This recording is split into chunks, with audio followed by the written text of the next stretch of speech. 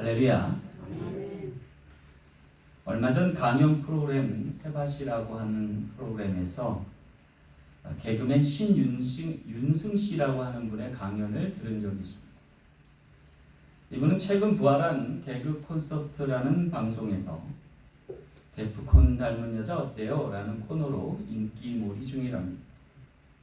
그런데 알고 보니까 그는 신인 개그맨이 아니라 13년차 무명 개그맨이었던 것입니다. 참 놀랄 일이에요. 그죠? 두 가지에 놀랐어요. 하나는 어떻게 했길래 13년 동안 전혀 얼굴을 알리지 못했을까라고 하는 거죠. 또 한 가지는 그럼에도 불구하고 어떻게 포기하지 않고 계속해서 한 우물을 팠을까라는 생각이었습니다. 주목할 것은 그런 그에게 모처럼 찾아와 부활한 개그 콘서트라는 프로그램이 그에게 날개를 달아주었던 것입니다. 최근 13년간의 무명 세월이 무색할 만큼 부와 명성과 인기를 안겨준 것이죠. 13년의 무명 생활 때문이었을까요? 강연 도중 그는 남몰래 눈물을 훔치는 장면을 엿볼 수 있었습니다. 짐작컨대 13년의 무명 생활은 그에게 정말로 도저히 참기 힘들고 어려운 시간이었으리라 사료되는 부분이었습니다. 때로는 포기하고 싶었겠고 때로는 그만두고 싶었겠다라는 갈등의 시기가 몇 번이고 찾아왔을 법한 심정이었습니다. 그래서일까요? 그의 공연 제목이 공교롭게도 용기는 나는 것일까요? 내는 것일까요? 라는 의미의 제목이었어요. 용기는 나는 것이 아니라 내는 겁니다. 라는 제목을 내걸었던 것이죠. 여러분 경우는 어떻습니까? 용기는 나는 것일까요? 내는 것일까요? 이도저도 아니면 내야만 하는 것일까요? 용기 있게 답변해 주실 분 있으면 좋겠습니다. 아마 13년차 무명 개그맨이었던 그에게는 용기를 내기까지의 시간이 13년이었다라는 뜻에서 받아들여지게 됐습니다. 다시 말해서 이제 와서야 비로소 용기 내는 법을 그리고 용기 있게 서는 법을 배워 알게 되었다는 내용이었습니다. 그러고 보면 우리의 인생도 고해와 같아서 계속되는 위기와 고난과 환난이 끄지지 않는 것을 보게 됩니다. 그래서 원하든 원치 않든 때론 의기소침해지기도 하고 때론 비겁해지기까지 하는 모양입니다. 그럼에도 불구하고 우리가 다시 용기 내어서 삶을 개척하며 살아야 될 이유가 무엇일까요? 그것은 아마도 우리에게 아직도 가야 할 길이 남아서가 아닐까 싶습니다. 그래서 용기를 내야만 하는 상황은 계속된다라는 것이고 용기를 내지 않으면 안 되는 우리가 되는 모양입니다. 그렇다면 과연 어떻게 용기를 내야 할 것인가? 그리고 언제 용기를 내는 것이 좋은 것일까? 우리 계속해서 물으면 끊이지 않을 것입니다. 오늘 본문에서도 보면 예수님으로 인해 용기를 내어 물 위를 걸었던 한 사람을 소개하고 있습니다. 우리가 잘 알고 있는 베드로라는 사람입니다. 그는 위태로운 상황, 위험천만한 풍랑 가운데서도 용기 잃지 않고 믿음으로 물 위를 걸은 사람이었습니다. 하지만 우리가 주목할 것은 그가 물 위를 걸었던 것은 자신의 능력이 아니라 주님을 의지하고 의뢰하며 걸었던 걸음에서 기인됐다라고 하는 것입니다. 그가 걸었던 몇 걸음 안 되는 발자취지만 인류 역사상 처음으로 그리고 어쩌면 마지막으로 물 위를 걸어서 있었던 사람이 된 것은 오직 주님으로 인해서라. 오늘 우리도 우리의 항해길과 같은 여정에서 마침내 도달해야 할 천국 문까지 나아가는 여정에서 우리를 온전히 끝까지 걷게 하실 이는 주님이시라는 사실을 명시하는 듯합니다. 문제는 우리가 걷는 이 길이 구원과 별개의 성질의 것이 아닙니다.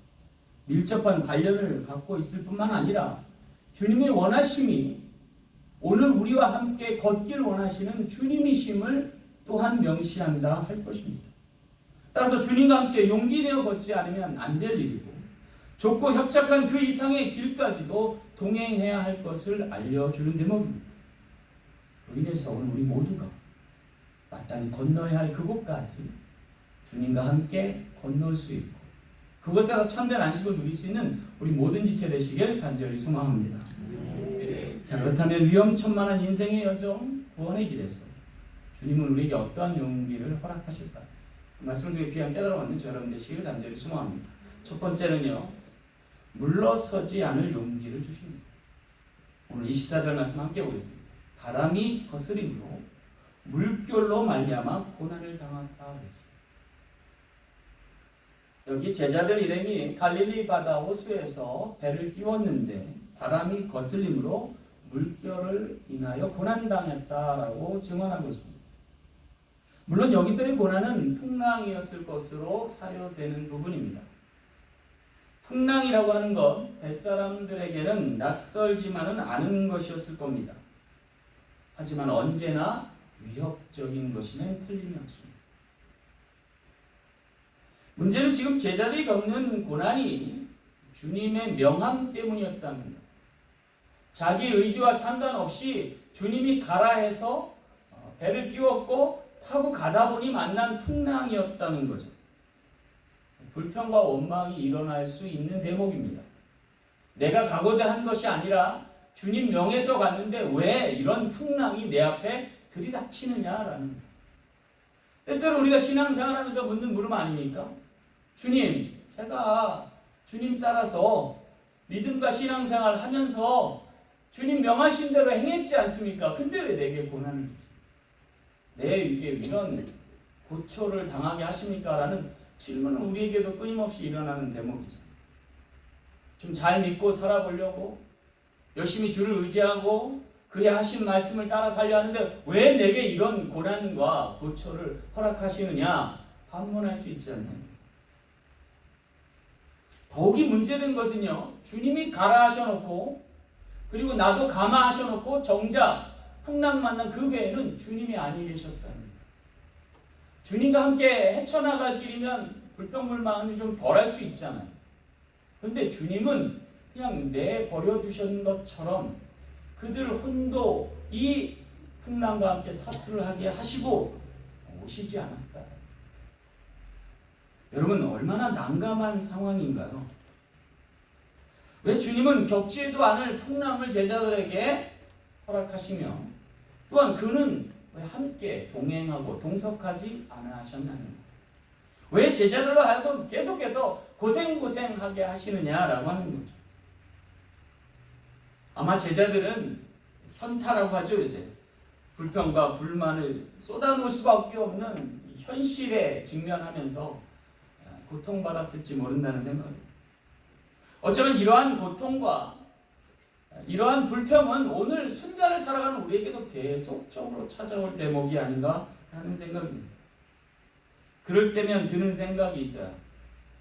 왜 주님 맨날 나만 갖고 그러세요? 좀 인생 쉬엄쉬엄 살면 안 돼요? 누구처럼? 좀 마음 편이라도 살면 안 됩니까? 주님 믿는 의미가 뭡니까? 라고 반문할 수 있겠다는 거죠. 겪지 않아도 될 일, 고생하지 않아도 될 길이 있다면 그 길을 좀 알려주세요. 라고 우리가 반문할 수 있지 않나 싶습니다. 하지만 주님은 제자들에게 그렇게 편한 길로 인도하시지 않았음을 성경을 통해 알 수 있습니다. 급하게 배를 띄우게 하셨고 풍랑을 자초하게 하셨습니다. 그러면서도 그 건너편까지 가라 명하셨습니다. 왜 그러셨을까요? 사건의 전말은 이러합니다. 디베랴 바다 건너편인 오병이어의 기적이 있었던 베세다 들에서 주님은 수만 명을 앉혀놓고 강론에 강론을 거듭하셨고 집회가 끝나자 돌아가는 발걸음에 기진하여 쓰러지는 백성들이 있는가 하면 또 어떤 백성들은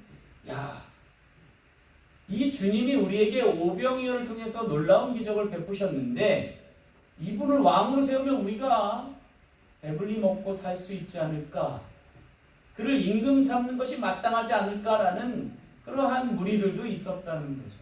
그래서 적지 않은 동요가 그곳에 있었고 그러한 동요 때문에 제자들 마음도 심상치 않은 변화를 느꼈을 법한 것을 주님이 간파하신 거예요. 그래서 오병의 기적을 마치고 서둘러서 짐을 싸서 제자들 먼저 배를 태워서 바다 건너편으로 가게 하신 겁니다. 그리고 주님은 한적한 곳에 나아가 기도하셨고 제자들 따라가겠다고 당부하셨던 모양입니다. 주님이 그들을 서둘러서 풍랑 가운데 허락하신 이유가 바로 여기에 있습니다. 다시 말하면 제자들이 마음의 욕심으로 인해서 그릇된 길로 왜곡된 삶으로 나아갈 수 있다라는 판단에서 비롯된 것이죠. 설사 고난의 길이지만 풍랑으로 인하여 자초될지 모르는 길이지만 그 길이 낫겠다라는 생각에 먼저 그들을 배에 태워 보내셨던 것입니다. 사랑하는 성도 여러분, 오늘 우리도요 때때로 당하는 고난과 환난이 직면했을 때 한번 우리가 곱씹어 생각해야 돼요. 주님이 가라 명하신 데는 이유가 있겠다라는. 그리고 그 여정 가운데서 믿음으로 버티고 그리고 자리를 지키면 하나님의 은혜는 배가가 될 줄로 믿어야 한다는 것입니다. 여기 베드로를 비롯한 제자들이 그 명령에 불응해서 주님, 저희는 이곳에 더 남아있기를 원합니다. 많은 사람들과 함께 더 토론하고 하나님 나라의 당위성을 설명하기 원합니다. 그들과 함께 이 축제의 현장에 더 머물고 싶습니다라고 했으면 어땠을까요? 그랬으면 아마 제자들은 그만이 찾아와서 아마도 정상적인 제자와 사도의 직분을 감당하기 어려운 사람들이 되었을지 모릅니다.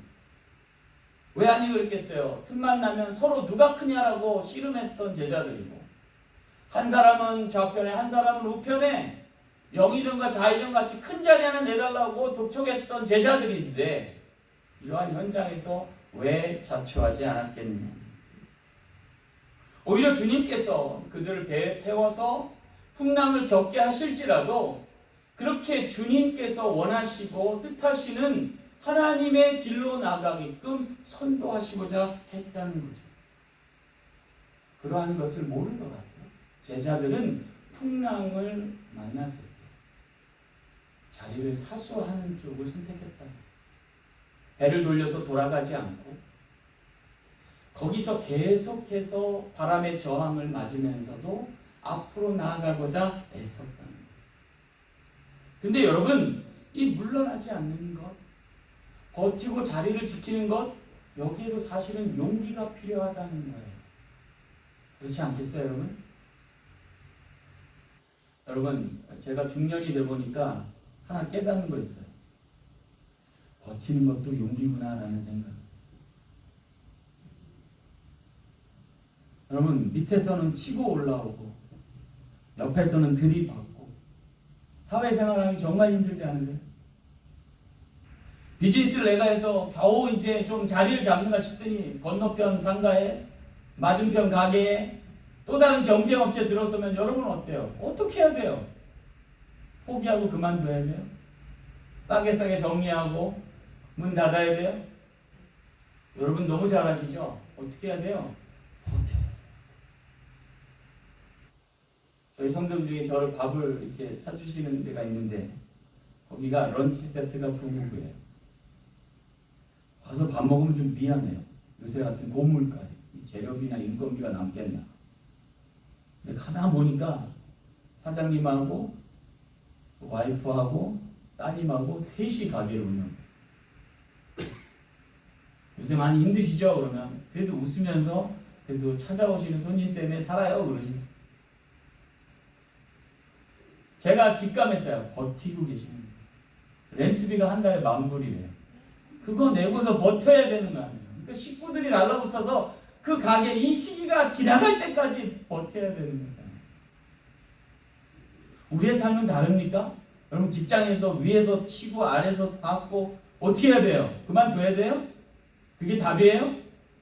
아니죠. 거기서 그만두면 더 큰 나락이 준비되어 있죠. 버텨야 돼요. 버티다 보면 좋은 날이 오게 될 줄 믿습니다. 여기 제자들도 버텨본 거예요. 주님이 가라 하셨고 주님이 오신다고 했으니까 버텨본 거예요.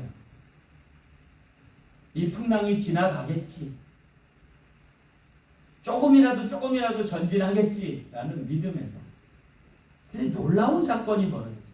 왜냐하면 저 멀리서 누군가 자기들에게 다가오는데 가까이서 보니 주님이셨어요.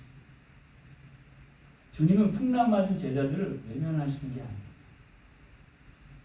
주님은 거기까지 쫓아오시는 거예요. 이제 기진하고 맥진해서 더 이상 한 걸음도 한 치도 앞으로 나갈 수 없는 이 배에 항해를 도우시고자 무리를 걸어서 오신 할렐루야. 주님은 그런 분이죠. 우리를 내버려 두신 분이 아니에요. 골탕 먹이시는 분이 아니에요. 오늘 우리 함께 남은 항해를 걷기 위해 풍랑도 무릅쓰고 찾아오시는 주님이심을 믿으시기 바랍니다. 그리고 제자들은 느꼈을 거예요.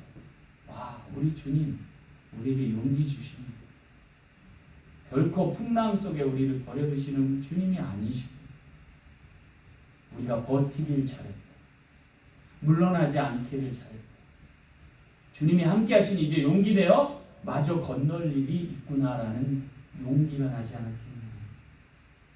그런 의미에서 본다면 풍랑의 쓰임은 우리를 망하게 하는 조건이 아닙니다.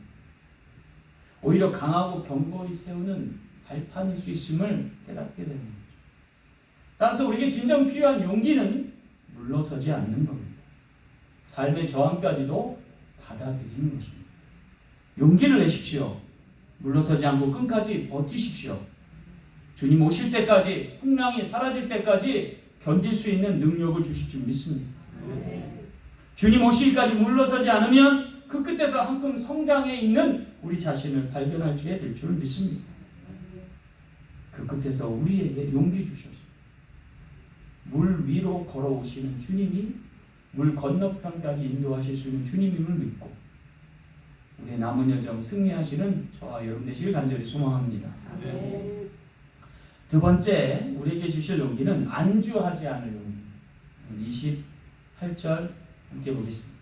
주여 만일 주님이시여든 나를 명하사 물 위로 오라 하소서 하는 것입니다. 여기 베드로의 용기 있는 또 다른 모습을 하나 발견하게 됩니다. 그것은 주님처럼 물 위를 걷고자 한 용기입니다. 여러분 세상에 물 위를 걸을 수 있는 사람이 있을까요? 물론 짐승 가운데 있어요. 뭐 이렇게 도마뱀인지요? 이렇게 머리를 팔랑팔랑하면서 물 위를 막 뛰어가죠. 첨벙.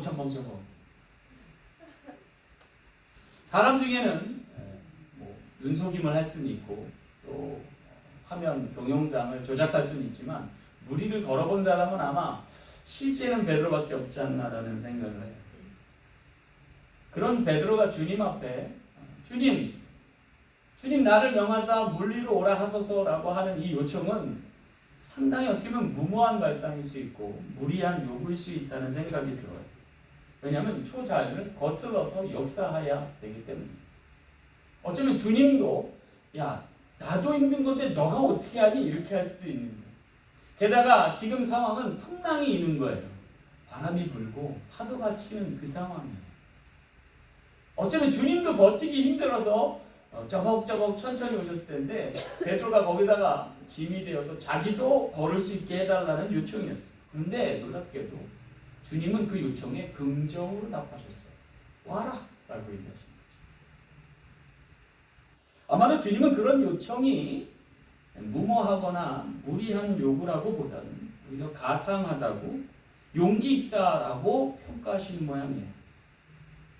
여러분 근데 우리가 여기서 놓치지 말아야 될 것은 이 무리를 걷는 것이 왜 용기 있는가라고 하는 물음이에요.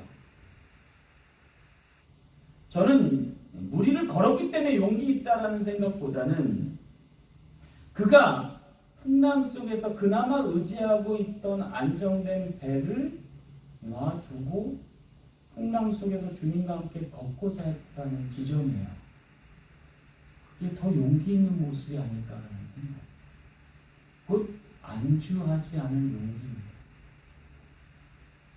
여러분 풍랑 가운데 조그만 배 한 척은요 위태롭기 그지없습니다. 그런데 그 풍랑을 맞은 상황 가운데서 그 배가 유일한 그나마 그의 안전을 바탕으로 해줄 수 있는 작은 공간이었다는 거예요.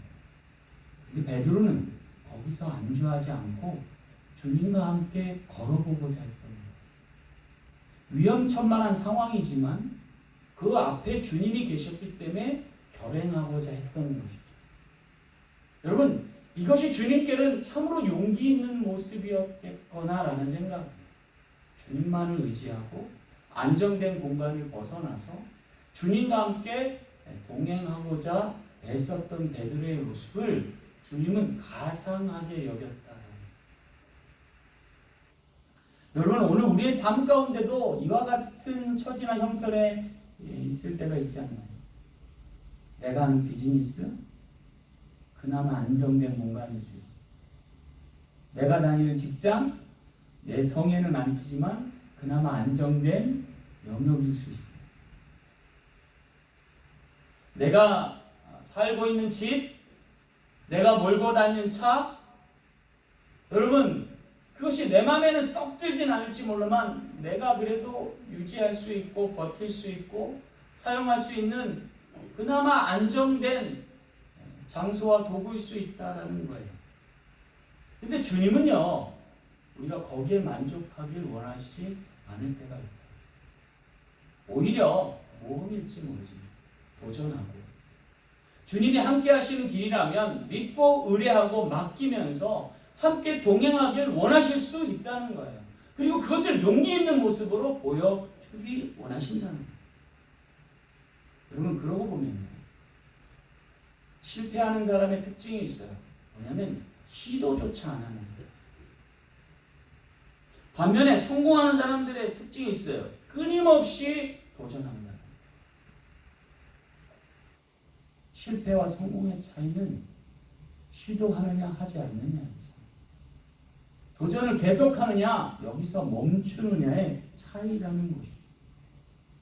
베드로는 저편으로 건너가라는 주님의 말씀에 순복해서 제자들과 함께 배를 몰고 나갔습니다. 풍랑과 바람이 자신의 배에 저항에 부딪혔을 때 물러나지 않을 용기를 배웠습니다. 그 끝에서 주님이 찾아오셔서 너무나 반가웠고 기뻤고 이제는 모든 문제가 사라지겠다라는 생각을 하면서도 거기에서 한 걸음 더 나도 주님처럼 걸을 수 있지 않을까? 주님과 함께 바다 위, 물 위를 걸어보면 어떨까라는 아주 놀라운 상상을 한 거죠. 그리고 그것을 실행할 수 있는 힘의 원천이 주님께 있음을 알고 요청하는 거죠. 그리고 주님이 그걸 가상에 여겨서 허락하신 거예요.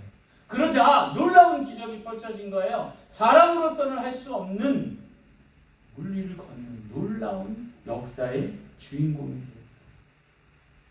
사랑하는 성도 여러분, 진정 용기 있는 모습은 시도 자체로 상황을 바꾸는 힘이 있음을 알고 그 주님께 우리 삶을 내 원하는 소원을 요청하는 것이라 믿습니다. 상황을 상황으로만 인식하지 않고 오히려 기회 주시는 주님의 역사하심을 믿고 의뢰하는 것, 용기 있는 모습일 줄 믿습니다.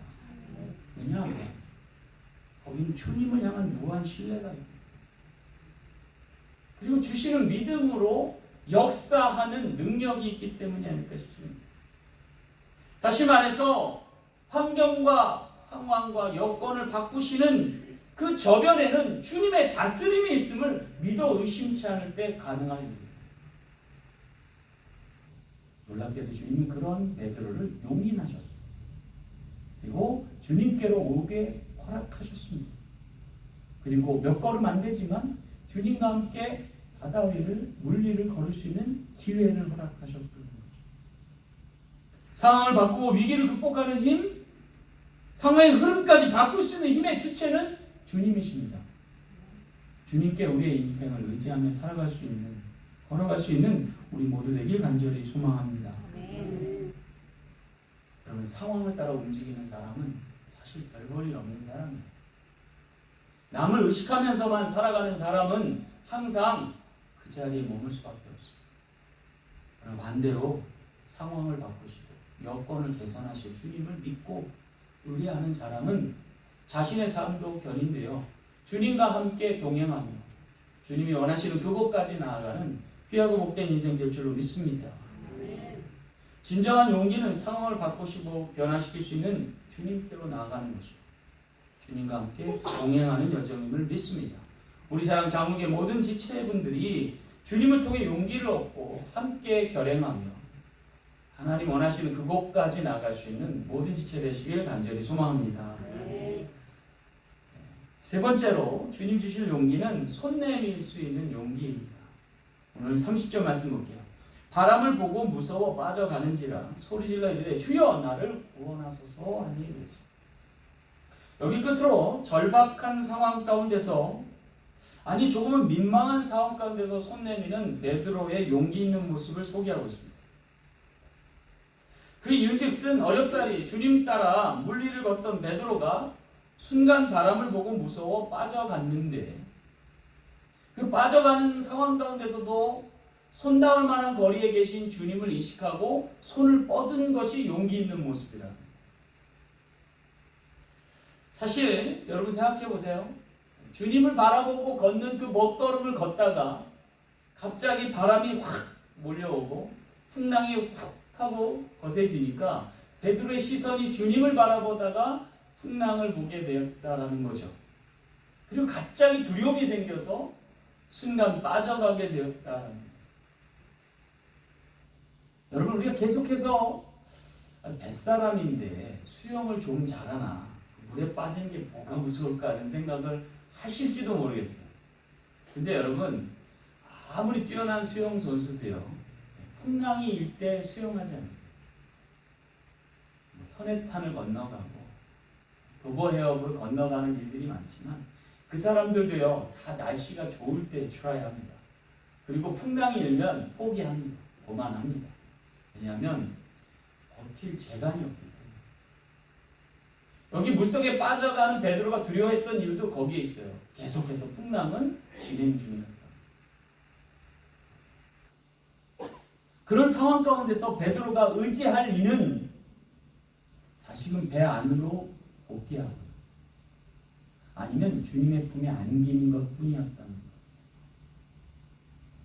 그런데 베드로는 놀랍게도 배 쪽으로 돌아가기보다 주님께 요청했다는 거죠.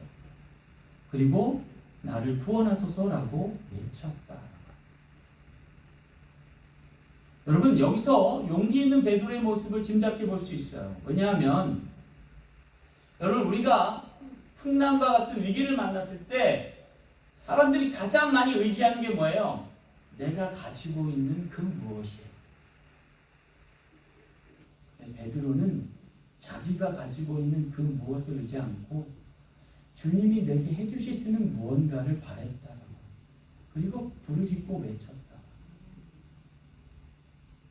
여러분 그것이 상황의 흐름을 바꿀 수 있고 상황과 여건을 뛰어넘어 역사할 수 있는 믿음의 근간이 될 수 있음을 오늘 우리에게 알려주는 대목이에요. 여기서 베드로가 만약 알량한 자존심을 내세우거나 아니면 얼굴 팔림을 무릅쓰지 않았다면 오늘과 같은 기사는 기록되지 않았을 수 있다. 여러분 우리 상황 가운데서요 예기치 않은 일들은 계속해서 벌어질지 모른다는 생각이에요. 때로 우리가 원든 원치 않든 사업에 실패해서 쫄딱 망할 수도 있어요. 인간관계에 실패해서 지탄의 대상이 될 수도 있어요. 그럴 때 다시금 손 내밀 수 있는 용기라고 하는 것은 적지 않은 용기일 것입니다. 베드로의 경우는 그런 모든 것을 무릅쓰고 소리질러 일렀어요. 주여 나를 구원하소서. 그리고 다행인지 아니면 요행인지 모르게 주님은 손 닿을 만한 거리에 계셨다. 이 부분이 굉장히 중요해요. 오늘 우리가 실패의 현장에 있고 고쳐당하는 상황 가운데 있어도 주님이 손 닿을 만한 거리에 계시면 괜찮다는 거예요. 주님께 손 뻗어 구원을 요청하면 주님은 우리의 손 잡아주실 분이시기 때문에. 사랑하는 성도 여러분, 저는 이 손 내미는 게 굉장히 큰 용기라는 생각을 해요. 사실 여러분, 누군가 관계가 어그러졌을 때 먼저 손 내미는 거 여러분 굉장한 용기 필요합니다. 왜냐하면 사람이요, 자존심이라는 게 있거든요. 남을 의식하게 되거든요. 혹시라도 내가 먼저 손 내밀면 더 풀리지 않나? 라는 생각할 수 있죠. 왜 내가 굳이 먼저 손 내밀어야 되지? 저쪽에서 내밀면 내가 응당 받아줄 수는 있어. 그런데 내가 먼저 손 내밀면 좀 이상하잖아 라는 때가 많죠. 그런데 그때에 과감하게, 여기 베드로가 주님 앞에 손 내밀듯이, 주님, 죄송해요, 제가 믿음이 부족해서 그냥 한 번만 손 내밀게 받아주세요 라고 합니다. 베드로가요, 다구기 전에 3번 주님 모른다고 했잖아요. 그래서 부활하신 주님의 소식을 듣고 마냥 좋아할 수만은 없었던 거예요. 주님의 부활하심을 확인하려 제일 먼저 달려갔어요. 그런데 갈릴리에서 주님이 자신을 또다시 부르실 때 베드로는 가슴 철렁했겠어요. 근데도 베드로는요, 주님 앞에 달려나가서 아직도 배가 무태 다치기 전에 뛰어내려서 주님 앞에 달려가서, 물론 달려가도 할 말도 없죠, 그죠? 면목도 없잖아요. 주님께서 먼저 손 내미시잖아요. 야, 베드로야, 네가 이 사람보다 날 더 사랑하니? 라고 물으시잖아요. 주님은 정말 용기 있는 분이세요, 그죠? 찢어 죽여도 시원찮은 이 녀석은 말 한마디 못하고 또 그래도 또 뭐 면전을 들이미는 이 베드로, 주님이 용기 있게 손 내미시고, 야, 너 이 사람보다 나 더 사랑하니? 베드로가 용기 내잖아요. 기어들어가는 모습. 내가 주를 사랑하는 줄 주께서 아십니다. 참 부끄러운 일이지만 주님이 내민 손을 잡죠. 그런데 주님이 위대한 사도로 세우시죠. 내 양을 먹이고 치라고 명하시죠. 예수님을 은 30에 팔아넘었던 유다는 그럴 용기가 없는 거죠. 그래서 자신의 비관하고 스스로 포기하죠. 여러분, 괜찮아요. 우리가 살다 보면 실수할 때 있어요. 넘어질 때 있어요. 누가고 불편할 때 있어요. 그런데 여러분, 주님 의지해서 한 번만 손을 내밀어 보세요. 그 다음부터는 인생이 쉬워져요. 그렇지 않으면 계속 꼬여요. 계속 불편해요. 오늘 주님이 손 내미실 수 있는 분임을 알고 손 닿을 만한 거리에 있음을 알면 주님 의지해서 손 내밀 수 있길 간절히 소망합니다. 주님께만이 아니에요. 우리 삶의 모든 관계에서. 그래서 참된 마음의 평안을 얻을 수 있는 우리 모두 되길 간절히 소망합니다. 베드로는 위대한 사도가 되었고 수제자로서의 계속되는 믿음의 선상에 있을 수 있었던 이유는 용기 있기 때문이 아닙니다. 솔직하고 용기 있는 건 큰 장점이 아닌가라는 생각을 해봐요. 오늘 우리가 나이 들어갈수록 솔직해지기 어렵잖아요. 손 내밀기 더더욱 어렵잖아요. 하지만 오늘 베드로와 주님의 맞잡은 손을 기억하면서 우리가 주님과 붙잡은 이 손을 누구와도 잡을 수 있는 저와 여러분 되셔서 진정한 인생의 승리자 되시는 저와 여러분 되시길 간절히 소망합니다. 말씀을 맺겠습니다.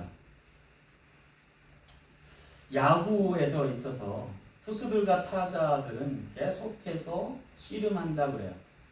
심지어는 타석에 들어설 때부터 이미 타자와 투수는 신경전을 벌인다 그래요. 타석에 들어서는 타자를 투구로 압도하는 투수들의 경우를 보면 그가 가장 먼저 던지는 공이 어디냐면 타자의 몸쪽에 해당하는 볼이래요. 그래서 자기가 던질 수 있는 가장 안정되고 빠른 볼을 그 인사이드에 꽂아 넣을 수 있는 투수가 좋은 투수래요. 왜냐하면 이걸 꽂아 넣을 수 있으면 그 다음부터 투구가 쉬워진다는 거예요. 그래서 안쪽에서 스트라이크를 잡든지 아니면 볼로 유인한 다음에 자기는 바깥쪽에 흐르는 볼을 통해서 타자의 자세를 흐트릴 수 있다는 거예요. 중심이 무너진 타자는 그 다음부터는 투수 마음대로 요리할 수 있는 상대가 된다는 거예요. 그래서 투수는요, 어떻게 해서든 그 인사이드 지점에 정확하고 빠르게 볼을 꽂아 놓을 수 있는 연습을 계속 한다는 거예요. 그래서 유명한 투수들은 150km 이상의 볼, 160km에 이르는 볼을 계속 거기다 꽂아 넣을 수 있는 능력이 있다. 그럼 타자는 어떻게 해야 될까요? 조금 물러서서 이렇게 들어가야 되나요? 그러면 여지없이 바깥쪽 스트라이크를 넣어서 꼼짝 못하게 한다. 그러면 이번에 타자는 어떻게 해야 돼요? 물러나지 않는 법을 배워요. 살인적인 볼이 내 몸 안쪽을 파고들어도 버틸 수 있어요. 그리고 나서 진정 자기가 원하는 공을 기다리면서 승부해야 한다. 여러분 한번 빠르게 던진 투수의 공을 곁에서 지켜본 적 있으십니까? 가히 살인적입니다. 그럼에도 불구하고 버텨낼 수 있으면 자기가 원하는 공을 바로 때려넣을 수 있다. 오늘 진정한 용기는 거기서부터 비롯되지 않나라는 생각입니다. 오늘의 인생의 길에서도 버텨야 할 부분이 있고 나서야 할 부분이 있습니다.